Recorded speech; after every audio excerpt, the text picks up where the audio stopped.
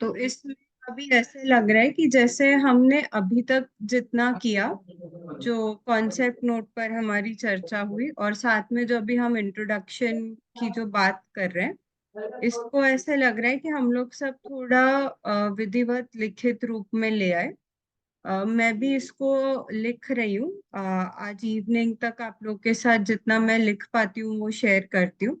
साथ में मुझे याद है कि कॉन्सेप्ट नोट के काफी सारे पॉइंट्स मंगेश काका ने और संदीप भैया ने नोट डाउन किए थे। और इसको अगर हम लिख लेते हैं तो ये हमारे लिए काफी इजी हो जाएगा। इससे हमें दो क्लैरिटी मिल जाएगी। पहली तो ये कि हम ये सब्जेक्ट को पूरी तरह से क्यों पढ़ रहे हैं और इससे हम क्या डिलीवर करना चाहते हैं, ये हमारा कॉन्सेप्ट नोट से एक एक्सप्रेस हो जाएगा। और दूसरा जो हम एक जो हमारा पहला यूनिट है, इंट्रोडक्शन टू फैमिली, इसको हम अगर लिखते हैं तो मुझे लगता है इससे हम अपना एक एम्बिट सेट कर पाएंगे कि हमें कितना फैलना है। वो हमारा इससे थोड़ा निश्चित हो जाए। जैसे ये मुझे लगता है कि एक इंट्रोडक्शन के साथ साथ डेफिनेशंस वगैरह और क्या क्या इसमें कवर होगा वो सारा पार्ट इसमें आ सकता है। जैसे अगर हम इंट्रोडक्शन टू फैमिली साइकोलॉजी लिख रहे हैं या introduction to interpersonal relationship and family psychology, जैसे हम सभी इस नाम पे अभी मतलब हम सभी की स्वीकृति बनी है। तो इसमें अब जैसे इंटरपर्सनल रिलेशनशिप को हम कैसे देख रहे हैं, फैमिली को हम कैसे देख रहे हैं, ये मुझे लगता है ये सारा भाग हम लोग इंट्रोडक्शन में ब्रीफ में थोड़ा थोड़ा लिख ले। और इसको एक दो मीटिंग्स में मुझे लगता है थोड़ा ये खुद को ही सोच के लिखने का प्रोसेस ज्यादा होगा। और उसके बाद हम लोग सब एक अपना शेयरिंग रखें कि हम इसको कैसे देख पा रहे हैं। जैसे मैंने रिसेंटली मानव व्यवहार दर्शन को थोड़ा देखा।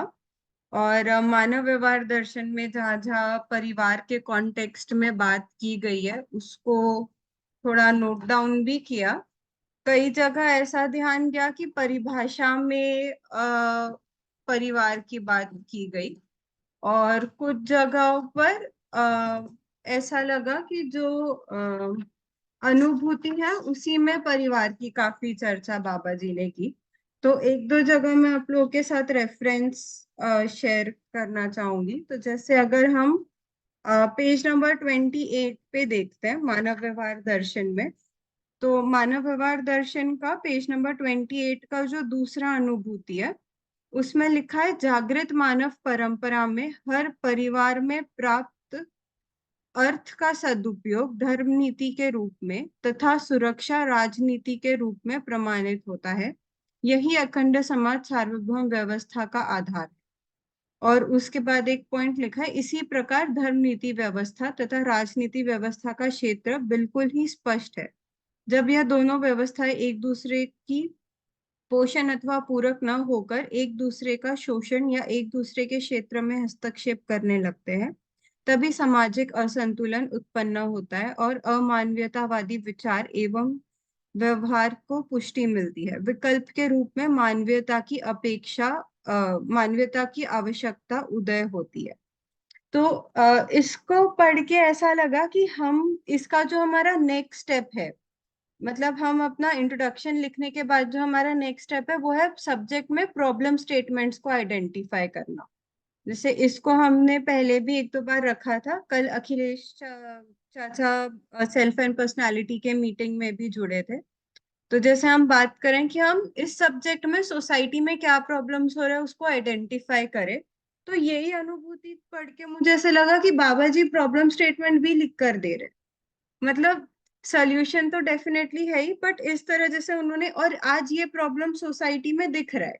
धर्म नीति राजनीति एक दूसरे से इंटरकनेक्टेड हो गया, लिंक कर दिया। अब मैं लॉ पर्सपेक्टिव से बोला तो जुडिशरी भी बहुत ज्यादा इन्फ्लुएंस है धर्म नीति राजनीति से। तो न्याय नहीं हो पाता। मतलब जो ऐसे तो बाबा जी बोलते हैं कि कोई तीसरा व्यक्ति न्याय कर ही नहीं सकता, उसको कोई मतलब डिनायल नहीं है। बट स्टिल जो हमने व्यवस्था बनाई, जैसे 10 व्यवस्था में भी बाबा जी ने बोला कि कहीं कोई गलती करता है तो एक न्याय सुरक्षा की विधि बनेगी। तो उसमें भी अगर न्याय की हम बात कर रहे हैं, न्याय हो तो अपना अपना जो व्यवस्था, इनका हस्तक्षेप ना होना, ये प्रॉब्लम स्टेटमेंट बाबा जी खुद ही हमें लिख कर दे रहे हैं, ऐसा मुझे लगता है। तो हमारे प्रॉब्लम स्टेटमेंट में भी लगता है कि ये सोर्स हम लिख सकते हैं, ऐसा मेरा एक ध्यान बना आज ये पढ़ते हुए। और उसके बाद जैसे पेज नंबर 37 पे अगर हम देखें, तो पेज नंबर 37 में जो लास्ट पॉइंट है जो स्टार किया है, उसमें जैसे दिया है कि मानवीयता पूर्ण मानव व्यवस्था सहज रूप में होने के आधार पर निश्चयन और ध्रुवीकरण हुआ। मानवीयता पूर्ण मानव से कम विकसित पशु मानव व राक्षस मानव को व्यवस्था में जीना संभव नहीं हो, यह समीक्षित हो चुका है। मानव से श्रेष्ठ देव मानव व दिव्य मानव है जो जागृति पूर्ण है। अनुभव प्रमाण के रूप में जागृत मानव परंपरा में सार्थक सिद्धि हुई। जागृत परंपरा में मानवीयता पूर्ण कार्य व्यवहार के रूप में स्पष्ट होता है। अनुभव प्रमाण परिवार व्यवस्था और विश्व परिवार व्यवस्था में प्रमाणित होता है। यह परम आवश्यकता ही है। उक्त विधि से व्यवहार के सभी आयामों में मानवीयता को पहचानना, मूल्यांकित करना और व्यवस्था में मानवीयता सहित अनुभव प्रमाणों को पहचानना और प्रमाणित करना सहअस्तित्व दृष्टिकोण से संभव हो गया है। अब इसको पढ़ते हुए भी ऐसे लगता है कि बाबा जी कहीं ना कहीं शायद, मतलब मैं इसको बहुत समझ नहीं पाई परिवार के कॉन्टेक्स्ट में, पर शायद जब तक जागृति नहीं हो जाती तब तक परिवार का क्या स्वरूप है, ये मुझे थोड़ा सोचनीय विषय लगा। कि अनुभव प्रमाण परिवार व्यवस्था और विश्व परिवार व्यवस्था में प्रमाणित होता है, ये तो प्रमाणित होने की बात हुई, पर अभी हम इसको कैसे देखें, अभी इसको परंपरा रूप में कैसे देखें, तो ये थोड़े सोचने के बिंदु, और ये हमें कैसे कॉन्टेक्स्ट इनसे मिलेंगे हमारे रेफरेंस के लिए, ये थोड़ा सोचने का मुद्दा लगा। और साथ ही जो अध्याय 11 है उसमें पेज नंबर 79 पे तीसरी जो अनुभूति है, वो भी एक काफी, मैंने इन सबको एक जगह लिखा भी है, मतलब मानव व्यवहार दर्शन में कहाँ कहाँ किस अनुभूति में और परिभाषा में परिवार की बात आई है। कुछ 100 के बाद कुछ कुछ अनुभूति बची है, वो मैं एक हाफ एन आवर में कंप्लीट करके ग्रुप में शेयर भी कर दूंगी, तो आप लोग भी देखिएगा। तो जब पेज नंबर 79 पे देखते हैं तीसरी अनुभूति, उसमें भी जैसे दिया है कि मानव जीने के सोपानों में व्यक्ति, परिवार, समाज, राज्य, राष्ट्र, अंतरराष्ट्रीय और के परिप्रेक्ष्यों में के रूप में पहचाना गया है। दूसरे विधि से व्यक्ति, परिवार, खंड अखंड समाज, सार्वभौम व्यवस्था के रूप में पहचाना गया है। तीसरे विधि से हर व्यक्ति समझदारी सहज विधि से जिम्मेदारी के रूप में व्यवस्था का आरंभिक स्वरूप परिवार है। इस क्रम में 10 उपान्य व्यवस्था सभाओं के रूप में पहचान होती है। ये वाला मुझे काफी पिन पॉइंटेड लगा, जब हम बोलते हैं कि परिवार को हम एक यूनिट के तरह जब समझने की बात करते हैं, तो इसमें जो तीसरी विधि से बाबा जी कहते हैं कि हर व्यक्ति समझदारी सहज विधि से जिम्मेदारी के साथ, जिम्मेदारी के रूप में व्यवस्था के आरंभिक रूप में परिवार है। तो कई सारे इंसाइट्स मुझे लगता है इससे हमें मिल सकेंगे। और एक चार्ट है, थोड़ा लेटर ऑन पेजेस पर है, एक मिनट में। हाँ, पेज नंबर 118 पे अगर देखें, अध्याय 16 में, तो 188 में ना एक बहुत ही अच्छा चार्ट है, इकाई और गठन की विशिष्टता, गठन का उद्देश्य और आश्रित आचरण, ये उसमें दिया हुआ है। तो पहला मानव का दिया है, आखिरी में जो है चार्ट उसमें अगर देखेंगे, तो पहला दिया है इकाई मानव, गठन की विशिष्टता में दिया है विचार एवं शरीर, गठन का उद्देश्य सुखानुभूति, और आश्रित आचरण में दिया है न्याय सम्मत व्यवहार। और उसके बाद दूसरी इकाई बाबा जी ने लिखा है परिवार। परिवार के गठन की विशेषता सीमित समझदार व्यक्तियों के समूह का संबंध प्रधान गठन। फिर गठन का उद्देश्य दिया है समाधान एवं समृद्धि, और आश्रित आचरण दिया है समाधान सहित सेवा और व्यवसाय एवं प्रयोग। ये भी मुझे लगा कि काफी अच्छा है। इसको हम कैसे अपने मतलब कंटेंट में इंटीग्रेट करते ही है, हमारे लिए थोड़ा सोचने का एक मुद्दा रहेगा। इसी तरह मुझे जहाँ जहाँ इसके इंसाइट्स मिले हैं वो मैंने एक जगह लिखने का प्रयास किया है। और इसके बाद जैसे ना इसी चैप्टर में आगे सारे संबंधों की बात आती है, धर्म मानव धर्म नीति वाले कॉन्टेक्स्ट में। इसमें जो भाई बहन वाला संबंध है, पेज नंबर 124, इसमें थोड़ा परिवार का उल्लेख आया है।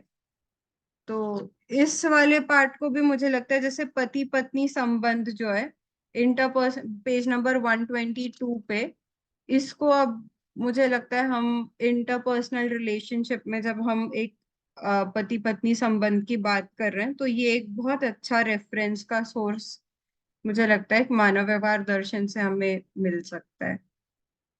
तो 122 में पति पत्नी संबंध के बारे में, दाम्पत्य और मूल्य उसमें क्या है, इसका बहुत अच्छे से विस्तार रूप में दिया है। और उसी के बाद में जो भाई बहन संबंध है, इसमें कई जगह परिवार की बात आई है। तो ये और आगे भी इस तरह काफी सारा है। सिक्स्थ पॉइंट जो है, समझदार मानव परंपरा एवं व्यवस्था और समग्र व्यवस्था में भागीदारी का संबंध, जो 126 में है। इसमें भी परिवार के बारे में बाबा जी ने काफी सारे इनपुट्स लिखे हैं। तो एक ये मेरा थोड़ा मानव व्यवहार दर्शन को मैंने लास्ट एक दो दिन में थोड़ा देखा। इसमें मुझे लगता है काफी जगह जहाँ जहाँ परिवार के बारे में बाबा जी ने बात की, इसको मैंने नोट डाउन किया है। तो इसको हम लोग देख सकते हैं कि वेस्टर्न में और दर्शन में फिर कहाँ कहाँ हमें क्या क्या इंसाइट्स मिलते हैं। और साथ ही में मुझे लगता है कि एक बार हमारा ये लिखित रूप में हो जाए नेक्स्ट मीटिंग तक, अगर हम थोड़ा सा प्रयास करके समय दे पाए, तो इसके बाद फिर हम जो प्रॉब्लम स्टेटमेंट लिखना है उस पर काम कर सकते हैं।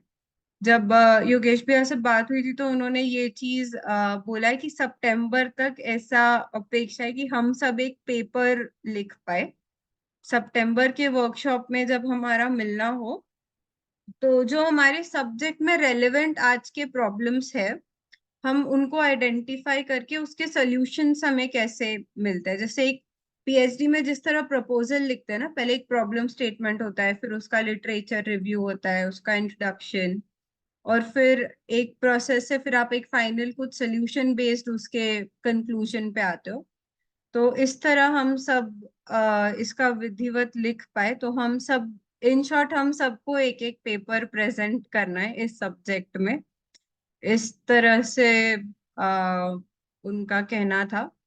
तो मैंने जितना गूगल सर्च वगैरह किया, तो मैरिज को लेके तो basically increasing rate of divorce, री मैरिज, फिर अपब्रिंगिंग ऑफ कोएबिटेशन। कुछ स्टैटिस्टिक्स में ये भी दिखने में मिला कि सिंगल पेरेंट जो है, इसका नंबर बहुत ज्यादा बढ़ गया। परसेंटेज में टॉक बात करें तो there is, according to one report जो मैं शेयर भी करती हूँ, उसके according there is 31% rise in single parenting अभी। तो पहले से अभी अगर 10 years में देखे तो 31% इंक्रीज हुआ है कि सिंगल पेरेंट्स बढ़ गए। तो मतलब उतनी फैमिलीज कम हुई है, परिवार उतने टूट रहे हैं या उतने परिवार कम हुए हैं, तो उतने बच्चे, या तो माँ या तो बाप, एक इंडिविजुअल पेरेंट उनको अपब्रिंगिंग कर रहे हैं। जी मंगेश काका। नमस्ते, मेरी आवाज आ रही है? हाँ हाँ काका, आ रही है। हाँ ठीक है। तो अभी जो प्रॉब्लम स्टेटमेंट का बात चल रहा है ना, जी जी। तो हम मतलब प्रॉब्लम की लिस्ट बना के फिर उसका सॉल्यूशन पे आ रहे हैं, तो ये एक थॉट प्रोसेस है। हाँ हाँ। और अगर एक हम प्रॉपरली परिवार को जैसा परिवार होना है वैसा नहीं समझते हैं तो क्या क्या अड़चने आ सकती है, ये एक दूसरा हाँ एस्पेक्ट। हाँ, मतलब ये हम लोगों तो को सोचना होगा कि हम कैसे हाँ इसको आगे ले जाना चाहते हैं। ये डेफिनेटली हम लोग ही, मतलब म्यूचुअली हम लोग सब डिसाइड करें। एक हाँ प्रस्ताव के रूप में ही था ये कि हम सब प्रॉब्लम्स को एक्नॉलेज करें। जैसे अगर यूथ से रिलेटेड सोचे तो शादी नहीं करना चाहते, ये इस बार के वर्कशॉप में भी हमने देखा। जैसे मुझे याद है एक दो स्टूडेंट्स थे, उन्होंने तो काफी अपफ्रंटली बोला कि शादी नहीं करना चाहते हैं या बहुत डर है शादी को लेके। तो इन सब मुद्दों को भी मुझे लगता है थोड़ा सेंसिटिवली हमने समझ के, और मुझे लगता है संदीप काका अपना ज्यादा अच्छे से एक्सपीरियंस रख पाएंगे क्योंकि उनका स्टूडेंट्स के साथ 2 दिन इंटरेक्शन भी हुआ इस मुद्दे पर। तो क्या क्या मुद्दे आए, क्या आपको लगता है, क्या क्या प्रॉब्लम स्टेटमेंट हम लोग ले सकते हैं इस वर्कशॉप से, भी आपको क्या लगा उस पर हम फिर जनरल जो हम देख रहे हैं अपने आसपास हर एज ग्रुप में फैमिली से रिलेटेड, उसको मुझे लगता है हम पहले साथ में ही सारे प्रॉब्लम स्टेटमेंट्स को एक बार लिख ले, कंपाइल कर ले, उसके बाद जिसको जो ठीक लगता है वो उस पे फिर काम कर सकता है, या जो लगता है कि मैं इसमें कर पाऊंगा या कर पाऊंगी, तो उस एरिया में मुझे लगता है फिर हम लोग आगे बढ़ सकते हैं इस तरह से। एक बार सभी के विचार अगर आ जाए, सभी की शेयरिंग आ जाए तो ठीक रहेगा। तो इसमें शोध का विषय क्या रहेगा बेटा, जो आप रिसर्च के लिए बोल रहे हैं सितंबर हाँ, के लिए? बेसिकली रिसर्च हम लोग इसी पर करेंगे काका, कि जो हम प्रॉब्लम स्टेटमेंट्स लेते हैं, जैसे इफ मैं एक प्रॉब्लम स्टेटमेंट अगर इस तरह लेती हूँ कि what are the core, like, या तो अगर मेरा प्रॉब्लम स्टेटमेंट होता है कि increasing sharp increase in the divorce rate in this particular region। जैसे इफ सपोज मैं औरंगाबाद का अगर छोटा सर्वे कर पाऊँ, तो वो एक मेरा प्रॉब्लम स्टेटमेंट हो सकता है कि इसका क्या रीजन है या क्या इश्यूज है। या अम, अगर थेरोटिकल कंपैरिजन हो तो वैसे भी कुछ हो सकता है, ईस्टर्न पर्सपेक्टिव्स और वेस्टर्न, और कोई अगर दर्शन का भी लेना चाहे तो उस तरह से कोई कंपैरेटिव पेपर भी बन सकता है कि इन तीनों में कैसे इसको अलग अलग दृष्टि से देख रहे हैं, या चैलेंजेस जो आ रहे हैं रिलेशनशिप में या सिंगल चाइल्ड को लेके जो है, और इवन एलजीबीटीक्यू कम्युनिटी का marriage, families, acceptance of such child, ये सब भी मुझे लगता है साइकोलॉजी के एस्पेक्ट में कवर होने जैसे टॉपिक्स है। तो इस तरह के प्रॉब्लम स्टेटमेंट्स हम लोग ले सकते हैं। तो उसका आप जैसे सुझाव दे रहे हो, लिस्ट बनाया जाए क्या, जो जो हमें हाँ थोड़ा हाँ, सा बिल्कुल सराउंडिंग में है बिल्कुल, पता लिस्ट है, लिस्ट तो बनाना ही होगा। ऑनलाइन बिल्कुल। है, न्यूज़पेपर से जो भी हमारे पास जो कॉमन रेफरेंसेस है उससे एक लिस्ट बनाया हाँ जाए। हाँ, अपने आसपास जो दिखता है, जो एक्सपीरियंस है, या जो कंटेंट मिलता है सोसाइटी में एट लार्ज, जो देखने मिलता है, न्यूज़पेपर्स है, गूगल से भी मिलता है, वो सब हम कंसिडर कर सकते हैं। कर और सकते हैं, उसमें इवन से हमारा हमें खुद जो का ज्यादा जर्नी भी है, रेलेवेंट। जी। इसमें हमारा खुद का भी जर्नी शामिल होगा ना, हाँ हम बिल्कुल, कैसे खुद का जर्नी तो इस, होगा ही, डेफिनेटली हाँ, बिल्कुल होगा। हाँ मतलब वो एक थोड़ा रिफ्लेक्शन के हिसाब से भी होगा कि ये चीजें हैं बिल्कुल तो हम बिल्कुल। अपने में क्या कैसे देख रहे हैं। हाँ हाँ, थोड़ा यस। सा इसके ऊपर मतलब थोड़ा सही गलत का भी एक निर्णय आ जाए कि ये ठीक है ये ठीक हाँ नहीं है। हाँ, और जैसे अगर हम लिस्ट आउट करते हैं और हमारे पास 30-35 इश्यूज अगर सामने आते हैं, तो उसमें से फिर वी कैन डिसाइड, अगर आपको लगता है कि मैं इस पर्टिकुलर टॉपिक पे लिखने का प्रयास करूंगा, तो आप फिर उस पे और सोच शोध करके लिख सकते हैं। ठीक है बेटा जी, धन्यवाद, बाकी सबका भी बोल सुनना चाहेंगे। बिल्कुल। जी भैया नमस्ते। नमस्ते रश्मि दीदी। नमस्ते नमस्ते। थोड़ी देर से जुड़ी। अखिलेश भैया नमस्कार। तो सबसे तो पहले कि मानव व्यवहार दर्शन में जो रेफरेंसेस प्रस्तुत किए गए परिवार के संदर्भ से जो बात रखी गई है, जितना भी एक्सप्लेनेशन आया मुझे लगता है कि उस पर और एक बार बात होने की जरूरत है। हम्म। है ना? क्योंकि बिल्कुल बिल्कुल। हाँ, क्योंकि शुरुआती जो प्रस्तुति है उसमें जहाँ अटेंशन जाता है तो वहाँ बहुत सारे विचार दौड़ते रहते हैं। जैसे जैसे हाँ बात आगे बढ़ती है फिर हमारे टेंशन कम होने लगते हैं। हाँ हाँ तो हाँ। जितने करेक्ट है रेफरेंस भैया एकदम। जितने मैं रेफरेंसेस ना दिए एक बार ये हम्म, रेफरेंस शेयर करती हूँ, और मुझे लगता है कि एक बार हम सब इसको पढ़ लेते हैं, हम्म, और उसके बाद हम इसको कैसे समझे हैं हाँ उसकी ये एक एक बड़ी बात। शेयरिंग रखते हैं, तो उसका कुछ सेंस बनेगा। तो मैं अच्छी आज बात। करती हूँ, तो अगले मीटिंग में हम सब उतनी अनुभूतियों को पढ़ ले उससे रिलेटेड, और अपने अध्ययन के दौरान में क्या समझ बनी थी उसको थोड़ा रिकॉल कर ले, आज क्या समझ जुड़ गई है बढ़ गई है उसको भी फिर साथ में प्रस्तुत करेंगे। वो एक अच्छा कन्वर्सेशन हो पाएगा, एक मानव व्यवहार दर्शन को परिवार के क्या इंसाइट्स मिलते हैं उस रूप में एक बार। और मैंने जो लिखा है उसमें मिस्टेक्स भी होगी तो एडिटिंग टीम भी उसको थोड़ा देख ले जरा। तो पता नहीं क्यों परिवार जो है, जब से एक तो पहले ही मैं जैसा पहले पहले दिन जब प्रस्तुति थी और बात रखनी थी परिवार मनोविज्ञान को लेकर, तो मेरा फेवरेट वर्ड रहा है। और आजकल तो और ज्यादा परिवार परिवार ही दिमाग पे छाया रहता है, क्यों अखिलेश भैया? तो मैं आज का एक्सपीरियंस जी कहता भैया। हूँ। आज मैंने छोटे बच्चों को, स्टैंडर्ड 5 के बच्चों को होमवर्क दिया है कि पर्पस ऑफ फैमिली लिख के लाना है, परिवार का प्रयोजन। जी। और वो कैसे आया ये प्रश्न, उसके पहले हमने उससे पूछा कि अच्छा, ये लोग कहते हैं पांचों उंगलियां हैं, पांचों बराबर नहीं हैं, तो ये एक जैसी हैं अलग अलग हैं? बोलिए अलग अलग हैं। उसके बाद परिवार में सभी लोग एक जैसे हैं अलग अलग हैं? तो अलग अलग हैं। उसी तरह बगीचे में फूल एक जैसे हैं अलग अलग हैं?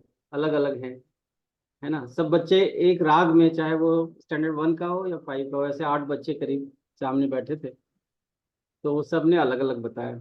एक बच्चा जैसे ही परिवार का नाम लिया तो बोला एक जैसे ही। उसका नाम आर्यन है, स्टैंडर्ड 5 में। मैंने उसके प्रश्न को तवज्जो, उत्तर को जब तवज्जो नहीं दिया, मैं बोला अच्छा फिर आगे इसी को कंटिन्यू रखा। अच्छा, तुम्हारे बैग में बुक्स अलग अलग हैं या एक जैसे हैं? तो अलग अलग हैं। है ना। अभी जिन मैट पे बैठे हो, तब योगा कर रहे हो, सब अलग अलग हैं एक जैसे हैं? सब अलग अलग हैं। अब इतनी सारी डाइवर्सिटीज दिखा दी। अच्छा, लोगों के चेहरे एक जैसे हैं अलग अलग हैं? अलग अलग हैं। अच्छा, बॉडी में ऑर्गन्स एक जैसे हैं अलग अलग हैं? ऐसे स्वतः प्रश्न आते गए और मैं बच्चों से पूछता गया, है ना। फिर मैं आर्यन के पास आया, बोलता है अच्छा तुमने एक बार बताया कि सब एक जैसे हैं परिवार में, वो कैसे? तो उस बच्चे ने बताया कि सभी केयर कर रहे हैं मेरा, इसलिए एक जैसे हैं। नाइस। तो मैं एक तरह से शोध ही चल रहा था, लाइव शोध कह सकते हैं। फिर मैंने हम्म। उससे पूछा कि अच्छा किताबें, अब उसकी कल्पनाशीलता चलने लग गई। उसने कहा कि किताबें अलग अलग हैं, लेकिन हम नॉलेज ले रहे हैं ना अंकल, है ना। हम्म। उसके बाद फिर जब बगीचे में फूल अलग है, लेकिन जब हम जाते हैं तो एक जैसे फूल अच्छे नहीं लगेंगे, सब मिलते हैं तो अच्छे लगते हैं। तो हम्म। बात बहुत गर्मी थी, उमस, अभी ह्यूमिडिटी यहाँ देवघर में है। मैंने कहा ये ह्यूमिडिटी अच्छी है बुरी है? ये सारे मौसम वो सभी अलग अलग हैं या एक जैसे हैं? तो एक जैसे हैं। तो सारे मौसम फिर कैसे एक जैसे हैं, ये सोच के बताओ। अब सबने कहा कि सभी मौसम में अलग अलग फल आते हैं, एक ही मौसम रहेगा तो फल हमको नहीं मिल पाएंगे दूसरे तरीके के। ठीक है, एक बात है। फिर और आगे, अभी कुछ दिन पहले इन्वायरमेंट डे था, हम्म। तो फिर। उसी बच्चे ने मुझे याद दिलाया कि अंकल आज इन्वायरमेंट डे है। तो मैंने कहा ठीक है, कल इन्वायरमेंट पे लिख के लाना। तो वो लिख के लाया था। अच्छा, हम्म। उसने कोई शिविर नहीं किया है, जस्ट मैं जो बात करता हूँ उसको उसने सोचा। मैं इस सब को जोड़कर परिवार तक ले जाना चाह रहा था, इसलिए इतने सारे प्रश्न फैलाए, है ना। तो मुझे लगता है पर्यावरण का इश्यू भी परिवार से ही सॉल्व होना है,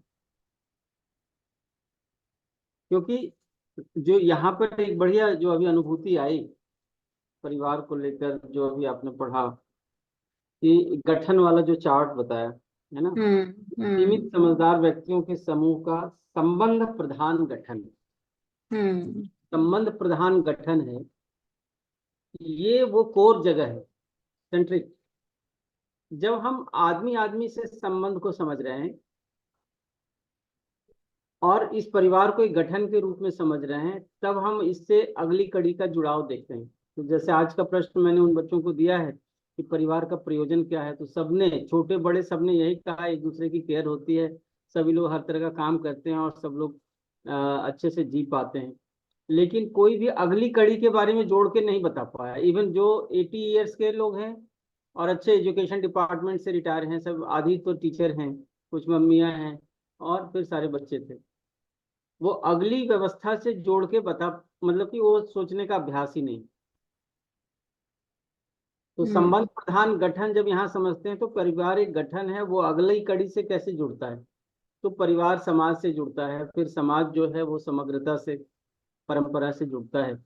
इस जगह तक बात को सेटल डाउन होना है। और मुझे लगता है कि ये कम उम्र के बच्चे जब इस बात को लेते हैं तो एज इट इज लेते हैं, नहीं तो बड़े लोग जब भी बोले हैं तो कुछ ना कुछ अपनी मिला के बोले। मैं एकदम देखता रहता हूँ, मुझे अब साफ साफ समझ में आने लगता है कि ये मिलावट कहाँ से आ रही है, और बच्चे यथावत लेते हैं, और फिर उनकी कल्पनाशीलता जो है, जैसा इंफॉर्मेशन इनपुट आया है उसी हिसाब से वो फैलाते हैं। तो उस बच्चे का लिखा हुआ मैं एक सैंपल पढ़ता हूँ, वो है तो बेसिकली इन्वायरमेंट को लेकर के, लेकिन मैं ये कहना चाहता हूँ कि यदि परिवार के इस मौलिक बात को उसको समझा दिया जाए कि संबंध प्रधान गठन, और इसका एक उद्देश्य है, वो उद्देश्य है समाधान एवं समृद्धि, यानी परिवार में आवश्यकताओं का सुनिश्चित हो जाना। और फिर ऐसी आवश्यकताओं से सुनिश्चित परिवार जब मिलते हैं तो कभी भी दुरुपयोग होगा नहीं, क्योंकि आवश्यकताएं फिक्स रहेंगी, और इस तरह से पर्यावरण का एक्सप्लॉयटेशन कम हो जाएगा, क्योंकि हम सामान को ज्यादा ओवर यूज करते हैं, एक्सप्लॉयट करते हैं, तभी तो पर्यावरण पर उसका असर जा रहा है। और फिर जो है उसका आशित आचरण, यहाँ पे जो लिखा है परिवार के लिए कि समाधान सहित सेवा, व्यवसाय एवं प्रयोग। तो अधिकांशतः हम परिवार को बताते हुए जो सोशियोलॉजी में पढ़ते हैं या दूसरी जगह पे, व्यवसाय और प्रयोग उतना ज्यादा फोकस में नहीं ले पाते, जबकि व्यवसाय और प्रयोग के बगैर परिवार की परिभाषा नहीं है। यानी जो हम अखंड समाज सार्वभौम व्यवस्था बोल रहे हैं, वो अखंडता का सूत्र बीज भी परिवार में है, जहां पर संबंध प्रधान गठन की बात है, और व्यवस्था तक पहुंचने के लिए जो भागीदारी वाली बात है, जो कि यहाँ श्रम और सेवा की बात है व्यवसाय के माध्यम से, इसका बीज भी परिवार में है। तो जब ये बात मुझे समझ में आती है, मैं बच्चों से ऐसे ही क्वेश्चन थ्रो करता हूँ, और जब उनके उत्तर आने शुरू होते हैं तो मुझे लगता है कि मैं कोई सार्थक, मेरी पूरकता हो रही है। अब ये दर्शन के आलोक में हो रही, ये चीजें बैठ जाने के बाद बच्चे का एक तरह से वो बेस बन गया। अब वो उससे कनेक्ट होकर के तुरंत तुरंत सोचना शुरू करते हैं। अब वो दिक्कत नहीं आएगी, जो जो जो द्वंद है, जो कन्फ्लिक्ट आता है कि ये सही है ये गलत है, वो नहीं आएगा परिवार को या किसी गठन को लेकर। तो आप लोग कहें तो मैं उस बच्चे का रिफ्लेक्शन को एक बार पढ़ के सुनाऊं, 1 मिनट मुझे लाने में लगेगा, अन्यथा परिवार को लेकर भैया तब तक अपनी बात रखें, मैं उसको लेकर आ। हम इंतजार करेंगे भैया, आप लेकर आइए। जी भैया।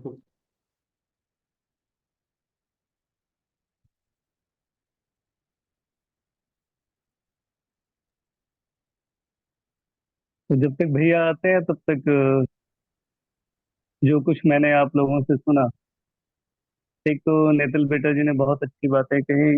बाबा जी की एक बहुत अच्छी विशेषता है, सारे दर्शन को समझने के क्रम में हम लोगों को समझ में आई कि वो परंपरा की और वेस्टर्न साइकोलॉजी या वेस्ट से मिली हुई जो भी चीजें हैं उन सब की समीक्षा करते हुए आगे बढ़ रहे हैं। तो बहुत बड़ा पार्ट जो है रेफरेंस का, बाबा जी को सुनकर ही निकल मिल जाता है कि क्या चीजें उसमें हैं और क्या नहीं है।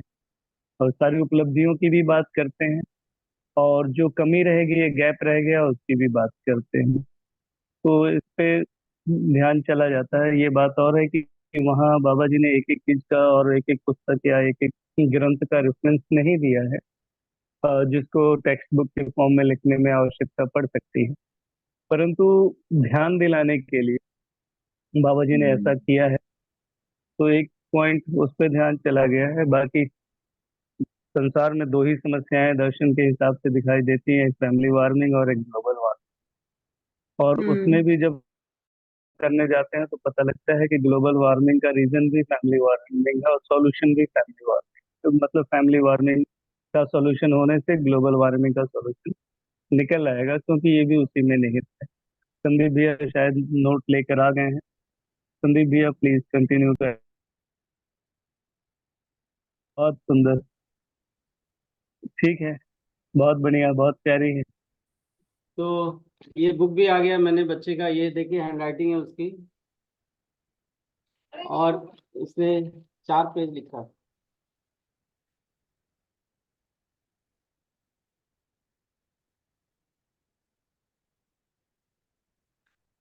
लिखा है। मेरी आवाज आ रही है? जी भैया, आ रही है। आज आपकी आवाज पर्यावरण दिवस है। जी, आज पर्यावरण दिवस है। और आज पेड़ पौधे, जीव जंतु और हम इंसान और बहुत कुछ के लिए एक खास दिन है। पर्यावरण क्या है? पर्यावरण धरती, आकाश, पेड़ पौधे, नदी, पहाड़, पशु पक्षी और हम इंसान भी पर्यावरण का हिस्सा है। अभी के समय में हमारे पर्यावरण को बहुत नुकसान हो रहा है। कार्बन डाइऑक्साइड की मात्रा, ग्लोबल वार्मिंग हो रहा है। इसका कारण हम इंसान ही हैं। पर्यावरण हमें हमेशा सब कुछ देती आ रही है और बदले में हम उसे नुकसान पहुंचा रहे हैं। पर्यावरण को बचाने में पक्षी भी मदद करते हैं। वो फल खाते हैं तो उनके बीज दूर जाकर गिरा देते हैं, वहां भी एक नया पेड़ उगाता है। जब पक्षी पर्यावरण के लिए इतना कुछ करते हैं तो हम इंसान क्यों नहीं करते? यह बात सब क्यों नहीं सोचते? हमें ज्यादा से ज्यादा पेड़ लगाने चाहिए। यदि कोई एक इंसान अच्छा काम शुरू कर दे तब बाकी सब भी करने लगेंगे। पर यह विचार किसी के मन में नहीं आता। यदि हम किसी भी चीज का दुरुपयोग करेंगे तो वह धीरे धीरे समाप्त हो जाएगी। हमें किसी भी चीज का आवश्यकता अनुसार इस्तेमाल करना चाहिए, जरूरत से ज्यादा नहीं। उदाहरण जैसे कि पानी। मैं आज से और अभी से यह संकल्प लेता हूं कि मैं किसी भी चीज का जरूरत से ज्यादा उपयोग नहीं करूंगा। मैं पानी बचाऊंगा, पेड़ लगाऊंगा और सबको बोलूंगा यह अच्छा काम करने के लिए, ताकि आने वाले समय में हमारा पर्यावरण सुरक्षित रहे। कौन तो से क्लास का स्टूडेंट है भैया ये? 105। और इसकी मम्मी ने बताया कि जल्दी से बैठता नहीं है, लेकिन जब आपने होमवर्क दिया सर, तो ये जो है एकांत में बैठ के लिखा है और आज के लिए एकदम लेकर के आया है। और कल भी उसका होमवर्क आएगा परिवार के पर्पस को लेकर, तो मैं इंतजार करता हूँ उसका। वो योगा के लिए हमारे इंतजार करता है और मैं उसके इस पढ़े जाने का इंतजार करता हूँ। उसकी भाषा भी अच्छी है, हैंडराइटिंग भी अच्छी है। हम्म। और सबसे अच्छा कि थॉट वो एज इट इज ले पा रहा है और उसको उस पर अपनी कल्पनाएं दौड़ा रहा है। काफी अच्छा है। तो ये संकल्प वाली बात किसी और ने नहीं कही, उसने खुद ब खुद लिखा है। हम्म। जब हम बड़े होकर संकल्प लेते हैं तो लगते हैं बहुत बड़ा रिजोल्यूशन ले रहे हैं, लेकिन बच्चे सहज रूप में इसको जब ले लेते हैं तो वो आजीवन के लिए अंकित हो जाता है। यदि हम्म।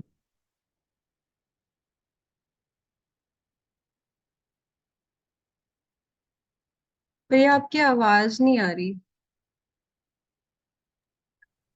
भैया का नेटवर्क नेटवर्क प्रॉब्लम हो गया अनस्टेबल। है, क्योंकि उनका पिक्चर भी रुक गया है भैया का। हाँ मूव हाँ। नहीं हो रहा। हम्म, जी। ठीक है, वेट करते हैं हम लोग। जी।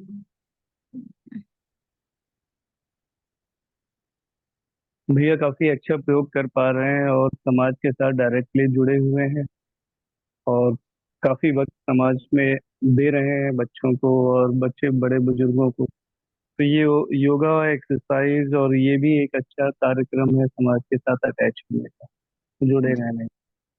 भैया बिल्कुल। लगता है आउट हो गए हैं, फिर से कनेक्ट होंगे। हाँ, तो ठीक है, हम लोग मैंने ये वेट करते हैं। हाँ, आप कुछ शेयर कर रहे थे अखिलेश भैया। आ, तो ये एक अच्छा कार्यक्रम है, मतलब एक प्रेरणा है कि अगर समाज के साथ कनेक्ट होना है तो इस तरह का कोई फिजिकल एक्टिविटी से जुड़ते हुए फिजिकल से भाव तक की यात्रा कैसे हो सकती है।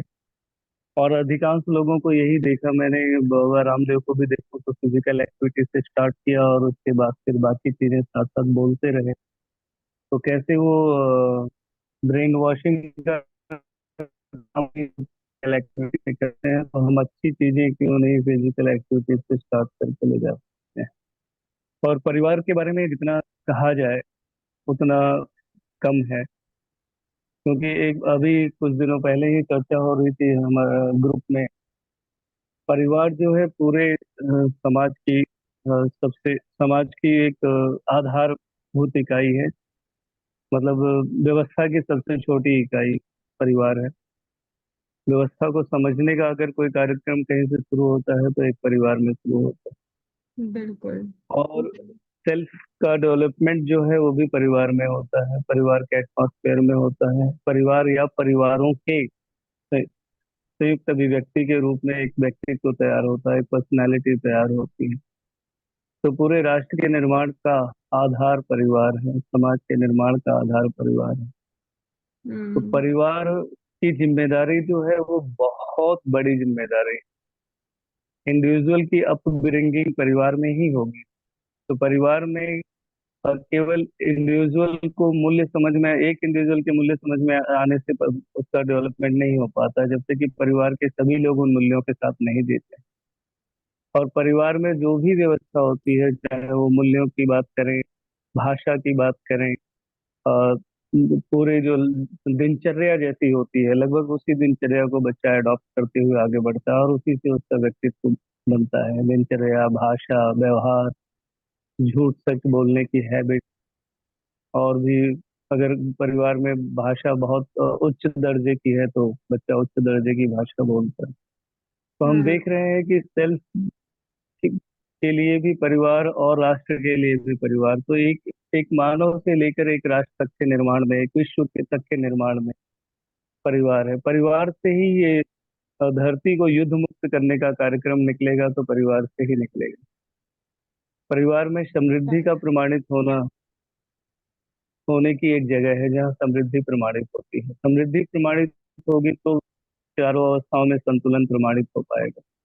समृद्धि का प्रमाणित न होना चारों अवस्थाओं में असंतुलन के रूप में हमें दिखाई देता है। तो ये कैसे कैसे परिवार कहाँ कहाँ से कनेक्ट हो रहा है, इस पर ध्यान जा रहा है। हाँ, इसमें भैया वही चीज है मेन कि हम ना इसको अब हम लोग को राइटिंग का प्रैक्टिस करना होगा। जैसे अभी आपने बोला, मुझे चीज बहुत अच्छी लगी। अब इसी को अगर आप अगले टाइम अगर एक फ्लो चार्ट के तरह ले आए ना, कुछ कि किस तरह आप इसको रिलेट कर पा रहे हैं। जैसे ये बहुत अलग अलग बन सकते हैं। अब आप अगर परिवार को समाधान, फिर समाधान का कुछ एक इस तरह के अगर हम फ्लो चार्ट्स भी बनाते हैं तो काफी अच्छा रहेगा ये। जैसे अगर हम अब बात करें कि एक प्रॉब्लम स्टेटमेंट को भी हम अगर आगे बढ़ाते हैं, एक सोल्यूशन ओरिएंटेशन के तरफ अगर उसको ले जाना चाहते हैं, तो इस तरह के फ्लो चार्ट्स फिर हम उसमें रेफरेंस के लिए डाल सकते हैं। तो इसीलिए थोड़ा जितना हम लोग लिखित रूप में उसको ले आ पाएंगे ना, उतना हम लोग को इसको डेवलप करने में हेल्प होगा। जैसे हम लोग अभी कम्युनिकेट तो काफी कुछ कर पाते हैं, हम बात कर लेते हैं, पर इसको जब तक लिख के नहीं लेके आएंगे तब तक शेयर करने में, सबके इनपुट्स आने में थोड़ा डिफिकल्ट हो जाता है। ऐसा मुझे पर्सनली थोड़ा लग रहा है अब। लिखने का प्रयास और अभ्यास जारी है। थोड़ा बिल्कुल। थोड़ा देखते हैं क्या रिजल्ट मुझे निकलता है। लगता है कभी कभी और मेरे तरफ से मोटिवेशन दबाव मोटिवेशन जैसा। काफी मिल रहा है निखिल बेटा जी आपसे, और आरती बेटा जी ऑलरेडी कुछ कुछ लिख के प्रेजेंट कर रही हैं, तो उससे भी काफी गाइडेंस और मोटिवेशन मिल रहा है। तो हम्म। लिखेंगे, है ना। इंग्लिश क्लास भी काफी मोटिवेट कर रही है लिखने के लिए। तो ये हाँ चारों तरफ से मोटिवेशन जो मिल रहा है ये व्यर्थ नहीं जाएगा, हाँ, है ये ना। जो इसका चारों इसका तरफ से फ्रूट थोड़ा बहुत जल्दी आने वाला है। थोड़ा दबाव इसका सभी फ्रूट चीजें। इसका फ्रूट बहुत जल्दी आने वाला है। जी। प्रयास में है और कुछ ना कुछ बेहतर लिख कर दिखाएंगे, है ना। बिल्कुल ठीक। बिल्कुल। हाँ, नमस्कार। जी। जी संदीप भैया आप बोलिए। मैं सहमत हूँ। भैया ने जो कहा। इतनी सी बात है। अम, लिखना थोड़ा सा वो अभ्यास तो कम हो रहा है ना। हम्म। नहीं, मुख्य बात तो उसको हिचक। समय तो लगेगा, पर थोड़ा प्रयास में ले आए ये भी आवश्यक है।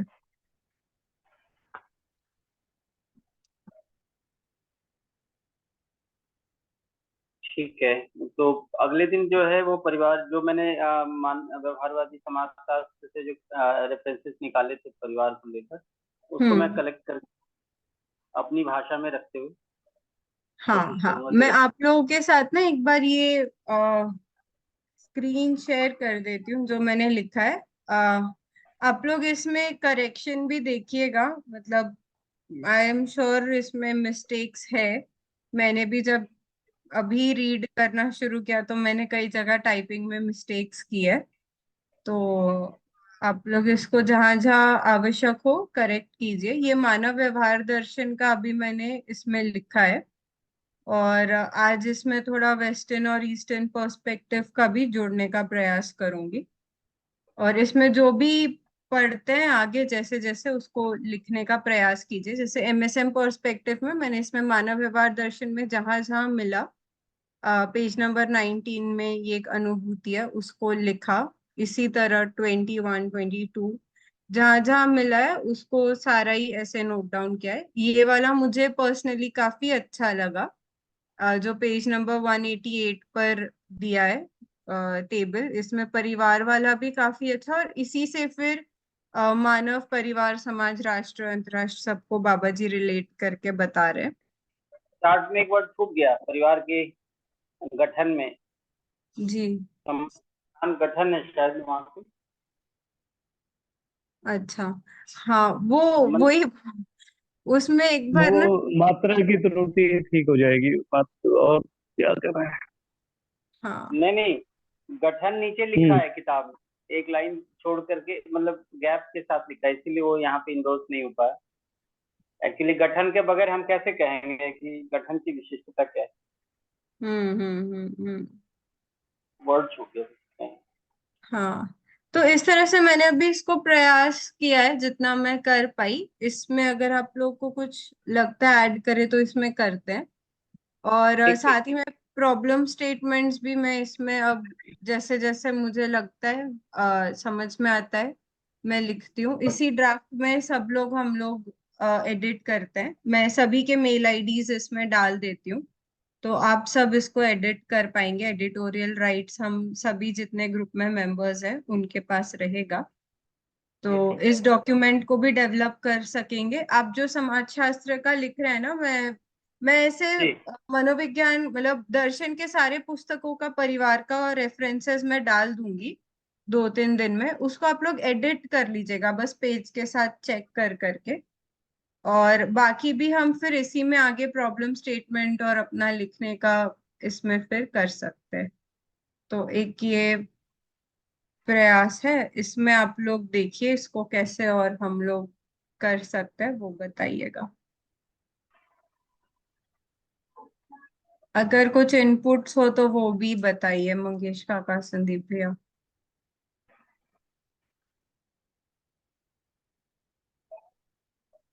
मुझे ऐसे नहीं लग रहा है नेक्स्ट इसमें हम लोग या तो व्यवहार दर्शन के सारे पॉइंट्स पढ़ के परिवार की अपनी शेयरिंग रख सकते हैं, या ये भी प्रॉब्लम ठीक है। स्टेटमेंट का, मतलब जैसे भी आप लोगों को ठीक लगे। या अगर आपका समाज शास्त्र हुआ, समाज शास्त्र ही आप बोल रहे हैं ना, नहीं तो व्यवहार दर्शन से शुरू करते हैं। जैसे भी सबकी सहमति बने तो उसको पढ़ के अपनी अपनी शेयरिंग उस पे करते हैं, और फिर नेक्स्ट मीटिंग में प्रॉब्लम स्टेटमेंट पे चर्चा कर लेंगे। तो आज जितने रेफरेंस की चर्चा हुई और बाकी व्यवहार दर्शन में नई बातों पर ध्यान गया, मैंने व्यवहार दर्शन में नहीं देखे थे रेफरेंसेस, तो आज हाँ अच्छा लगा। तो सारे को पढ़ के और जितनी समझ बनती है उसको लिख के भी मैं लेकर के आया। हाँ हाँ, एक बार आप उसको बुक के साथ भी थोड़ा चेक कर लीजिएगा, वर्ड्स और मिस्टेक्स भी। नहीं ठीक है, तो वो लिंक भेज दीजिएगा डॉक्यूमेंट जो आपने। हाँ वो तो मैं तुरंत करती हूँ, ग्रुप में इमीडिएटली शेयर कर। ठीक है। ठीक है। फिर हम लोग नेक्स्ट वीक मिलते हैं। किसी के कुछ शेयरिंग हो तो बताइए।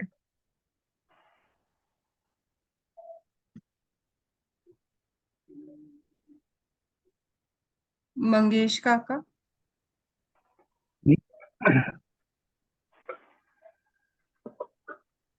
संदीप भैया आप कुछ बोल रहे थे उस समय। नहीं बस हो गया, मैं इतना ही कहना चाह रहा था। अभी अजय भैया जुड़े हैं, हरिहर भैया, वो कुछ रखना जी। चाहें। हरिहर भैया, अजय भैया को नमस्कार। सभी काका, को नमस्ते भैया। नहीं भैया, अच्छी मीटिंग है। काफी कुछ आप लोग ने बहुत अच्छे से किया है।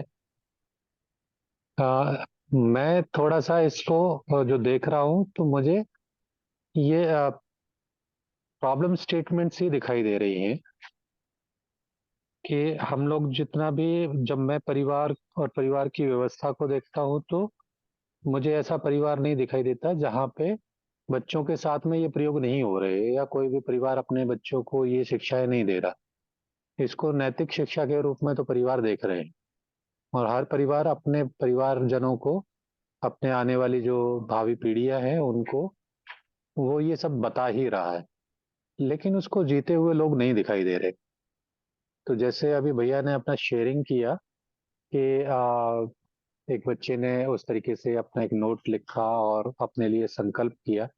ये एक अच्छा नोट तो दिखता है और इस संकल्प भी दिखता है, लेकिन इसको पोस्ट करने के लिए जो वातावरण है उसका अभाव भी दिखता है।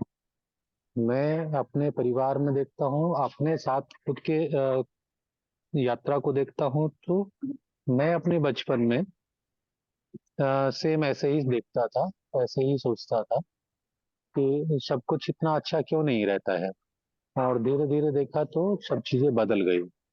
तो इसका मतलब परिवार कहीं पे आकर के, और कहीं पे सोसाइटी। तो परिवार में देखने के लिए ऐसे लोग नहीं दिखाई दिए कि जो ऐसा बोल रहे हैं। जैसे बड़ा कॉमन सा देखता हूं मैं कि घर के अंदर अगर कोई बुआ जी आती है तो मम्मी का बिहेवियर क्या होता है ना, और वहीं पे अगर मौसी जी आती हैं तो उनके रिएक्शंस क्या होते हैं। तो ये भी चीजें देखने को मिलती हैं, और बच्चा यहाँ से उन चीजों को पिक करता है। पापा को देखता है तो कोई आता है तो जिससे उसको नहीं मिलना है तो बोलते हैं कि आप जा करके बोल दो पापा घर पे नहीं है। और कोई ऐसा आता है जिससे उनको कोई लाभ मिलता है तो उनको बोलते हैं कि उनको इज्जत से घर में अंदर लेकर के आइए। तो बच्चा इन चीजों को देख रहा है, हम उसको कंक्लूड करा रहे हैं कुछ चीजें, और बच्चा कंक्लूड कर भी रहा है, लेकिन धीरे धीरे करके हमारे आचरण में वो चीजें नहीं दिखने के कारण वो बच्चा कहता है कि ये चीजें शायद बोलने के लिए सोसाइटी में। और धीरे से वो भी अपने अंदर उस बदलाव को देख पाता है तो वो बदलता है। तो जब हम कंटेंट की बात कर रहे हैं तो हम कंटेंट की बात कर रहे हैं समग्रता में, और सोसाइटी के उस पीढ़ी के लिए जो इस वक्त इस कगार पे है कि वो इन चीजों को देख करके आ चुका है, और वो पहचान पाता है कि इन सब चीजों में नॉर्मली सच बोलना ये हर किताब में पढ़ाया, हर टीचर ने पढ़ाया, हर परिवार ने इस बात को देने का प्रयास किया, हर हर माँ बाप इस बात को दे रहे हैं, लेकिन वो सोसाइटी में और अपने परिवारजनों के बीच में भी इसको फलीभूत होते हुए आचरण के रूप में नहीं देख रहे। तो वो आकर के इस वक्त कियोस में है कि मुझे सच बोलना है, कि मुझे ये एक स्टेटमेंट है। तो ये प्रयोग मैंने बहुत सारा करके देखा। तो मुझे बहुत सारे स्टूडेंट्स से जो आउटपुट मिलता है वो यही मिलता है कि सर, हमारे साथ में सबसे बड़ी प्रॉब्लम ये है कि हम लोगों ने जो देखा, हम लोगों को शिक्षा के रूप में क्या चीज दी जा रही है और हम लोग जो देख रहे हैं वो दोनों बिल्कुल वाइजो वर्सा है। तो इसके लिए जो बड़ा प्रयास है, वो बड़ा प्रयास है कि ये समग्रता में परिवार जो, हम जब परिवार की बात कर रहे हैं तो परिवार को समग्रता में ही देखना होगा, और परिवार में हर व्यक्ति को आचरण को निश्चित होना होगा, ताकि जब हम लोग व्यक्त होते हैं तो उस आचरण के साथ में अगर व्यक्त होते हैं तो वो बच्चा उसका रिफ्लेक्शन है, बच्चा उसको इनटेक करता है। मैं ऐसे बहुत सारे लोगों से मिला हूँ जिन्होंने कहा कि हमने इतने लाख पेड़ लगाए, हम सोसाइटी में ये वाले काम कर रहे हैं, हम सोसाइटी में ये वाला अच्छा काम कर रहे हैं। नो डाउट वो लोग बहुत अच्छा काम कर रहे हैं, लेकिन उस वाले भाग से उनके साथ में एक बड़ा हुजूम तैयार हो गया है, ऐसा मुझे देखने को बहुत कम मिल रहा है। इसका मतलब कुछ लोग हैं जो उस मानसिकता के साथ हैं, इसका मतलब ये चीज शिक्षा में नहीं गई है, आचरण के रूप में नहीं गई है, भाषा के रूप में तो गई है। भाषा के रूप में तो ये कहा है कि पेड़ लगाना अच्छी बात है, लेकिन बड़ा होकर के मैं ही उस पेड़ को काट रहा होता हूँ क्योंकि मेरे घर में पार्किंग के लिए जगह नहीं है, तो मैं गली के उस पेड़ को काट देता हूँ ताकि मेरी गाड़ी खड़ी हो सके। तो बदला क्या? मैं आकर के यहाँ पे खड़ा हूँ कि बदल क्या रहा है, क्या शिक्षा बदल रही है? तो शिक्षा का जो व्यवहार वाला पक्ष है वो उसको फलीभूत होते हुए दिखाई नहीं दे रहा। तो मैं तो इसको ऐसे देख पा रहा हूँ, मेरी बात इतनी ही है। शायद मैं जी पता नहीं भैया। लाइन लेंथ पे काम कर रहा हूँ कि नहीं। नहीं अ, ठीक भैया, आपने समीक्षा वाली सारी बात कह दी है, और वातावरण की कमी है, इससे कोई इनकार नहीं किया जा सकता। लेकिन एक चीज अब मुझे दिखने लगा है, क्योंकि जब तक विद्या से परिचय नहीं हुआ था, तब तक ये सारे जो आइडियोलॉजी वाली बातें हैं वो हम तक थी। जैसे ही विद्या से परिचय हुआ, तो हमारी तर्क को वो वस्तु मिली, वो वस्तु छुई, और अब उसमें हमारा कमिटमेंट लेवल बढ़ गया। तो मैं अपने में देख करके ये बता सकता हूँ कि यदि लॉजिकल चीज प्लेस की जाती है, तो कम से कम जो इमेजिनेशन को वो लॉजिकल सेटिस्फेक्शन है, जो कन्फ्लिक्ट लेसनेस है, वो मिल जाता है। एक समय में उसकी जरूरत होती है। ये ठीक बात है कि व्यवहार में और बड़ों के बीच में इसके उदाहरण कम है, नहीं दिखते हैं, लेकिन उसके साथ ही वो जो लॉजिकल कनेक्शन है वो नहीं जुड़ पाना, उससे सबसे बड़ा कारण है। अच्छा तो कहा गया, लेकिन अच्छा दिखा नहीं। आखिर वो अच्छा है क्या वस्तु, और वो अच्छा आगे के अच्छे से कैसे कनेक्ट होता है? ये तार्किक आधार पर, क्योंकि हम सभी सोचने वाली इकाई, तो तार्किक आधार पर चीजों का जुड़ना वो एक महत्वपूर्ण पार्ट है। और दूसरा सबसे महत्वपूर्ण जो आपने कहा, वो ये कि उसका वातावरण तैयार होना। तो वातावरण दो है, एक तो बाह्य वातावरण, और मानसिकता ही मेरा वातावरण है, बाबा जी का सूत्र है। तो मैं अपनी मानसिकता में तार्किक रूप से सुलझा हुआ होता हूँ, तो वातावरण तैयार करने के लिए बल और शक्ति हमें हमारे अंदर तैयार होती है। तो मैं केवल इस बात से कि वातावरण नहीं है, और अब वो मेरे पास वो असहाय वाली स्थिति नहीं है, क्योंकि अभी वातावरण नहीं है, लेकिन अब मैं लॉजिकल कंक्लूजन्स के साथ हूँ। तो अब मेरे व्यवहार में बड़ी आसानी से ये सारी चीजें मैं व्यवहार में जोड़ पा रहा हूँ, अपने अभ्यास में जोड़ पा रहा हूँ, और इससे बदलाव भी देख रहा हूँ। नहीं तो इतने बल से मैं साहस पूर्वक लोगों से बात भी नहीं कर सकता। तो अ, भैया उससे आगे थोड़ा सा मैंने अपनी बात जोड़ी। जी। भैया धन्यवाद। इसमें मैं थोड़ा सा ये जोड़ना चाहूँगा कि यहाँ पे मेरा आपको ऐसा कहने के पीछे ये तर्क नहीं है कि मैं आपकी बात को कम और ज़्यादा पे आकर हूँ। मेरा कहने का तात्पर्य ये है कि हम शिक्षा की वस्तु के लेखन के कार्य पे हम लोग इस वक्त खड़े हैं। तो हमें जो आज के दिन जिस यूथ के लिए हम लोग इस कंटेंट को लिखने की बात कर रहे हैं, तो उस यूथ की ये एक्चुअल प्रॉब्लम है।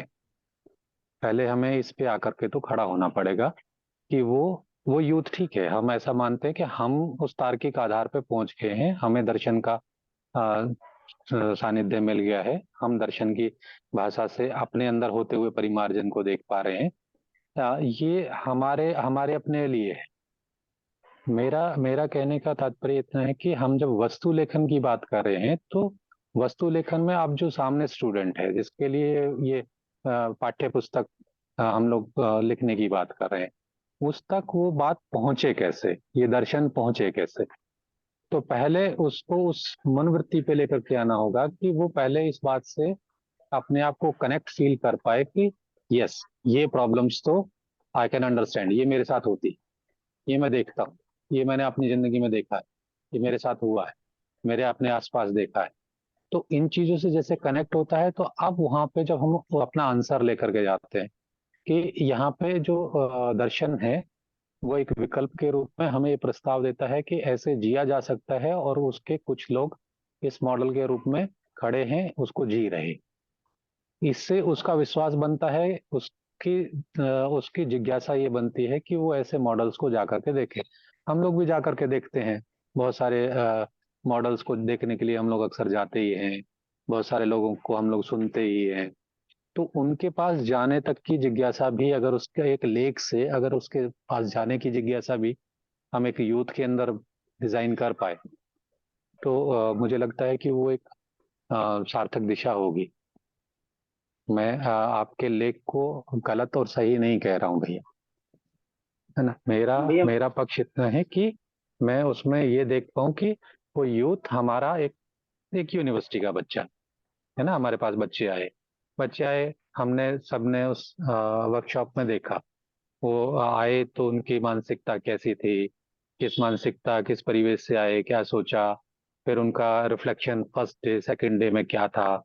कुछ लोगों का ऐसा मन था कि यहाँ पे पता नहीं रुका जाएगा कि नहीं रुका जाएगा, यहाँ पे क्या पढ़ाया जाएगा। धीरे धीरे धीरे धीरे वो चीजें कनेक्ट हुई तो उनका मन बना। वो लोग 10 दिन हमारे पास रुके, 10 दिन में उनके अंदर रिफ्लेक्शन आए। अभी मैं ऐसा देखता हूँ कि उसमें से कुछ बच्चे हैं जो हमारे दूसरे प्रोग्राम्स में जुड़े भी हैं, है ना। तो उनको किसी चीज से परिचय कराने के लिए, उसके लिए आदरणीय योगेश भैया ने काफी काम किया। तो उन यूनिवर्सिटीज में हो सकता है भैया ने कोई शिविर सेमिनार किए हैं, वहाँ पे कोई शोध पत्र दिया है, वहाँ पे कोई लेखन के लिए कोई ऐसा कार्यक्रम दिया है, घंटा आधा घंटे की कोई इंटरेक्शन किया है। तो उस तरीके से जब हम देख रहे हैं तो हमारे सामने जो स्टूडेंट है वो दर्शन को जानने वाला नहीं है, उसको अभी दर्शन नहीं मालूम। हम दर्शन को उसको देने की बात कर रहे हैं, हम उसको उसकी जिंदगी में सही दिशा देने की बात कर रहे हैं। तो सही दिशा देने के लिए पहले उसका मन तो बने, उसके अंदर ये क्यूरियोसिटी तो आए कि वो किसी सही चीज को जानता है, जानना चाहता है। तो पहले उसको ये आइडेंटिफाई कराया जाए कि उसके क्वेश्चंस क्या हैं। तो जैसे ही क्वेश्चंस उसको अपने आइडेंटिफाई होते हैं कि यस ये मेरा भी क्वेश्चन है, कैसे जिया जाए। तो क्वेश्चंस को आइडेंटिफाई कराने के लिए उसको, मुझे लगता है कि उसको पहले इस चीज से आइडेंटिफाई कराया जाए अपने किसी लेख के द्वारा, शोध के द्वारा, कि देखिए ये प्रॉब्लम तो हम लोग देख करके आ चुके, यानी यहाँ वाला कोर्स तो हमारा ये तो पूरा हो गया, अब इससे आगे कोर्स में जाना है या इसी कोर्स में रहना है। तो इसी कोर्स में रहना है तो इस कोर्स के फल परिणाम ये वाले, इसी के अंदर अंतर्द्वंद है, इसी के अंदर मानसिक तनाव है, इसी के अंदर द्वेष है, इसी के अंदर घृणा है ना। इसका फलन ये ही है, आप किसी से पूछ करके देख लीजिए। अब आपको जाना है किधर, अब आपको इधर जाना है, तो इसके लिए ये एक विकल्प है। इसको आप इस लेख को अब आगे पढ़ेंगे, तो इस लेख को जब आगे पढ़ते हैं तो वहां पर जब हम आंसर कर रहे हैं तो आंसर के लिए उसके अंदर वो जिज्ञासा बनी। जी। सहमत है भैया।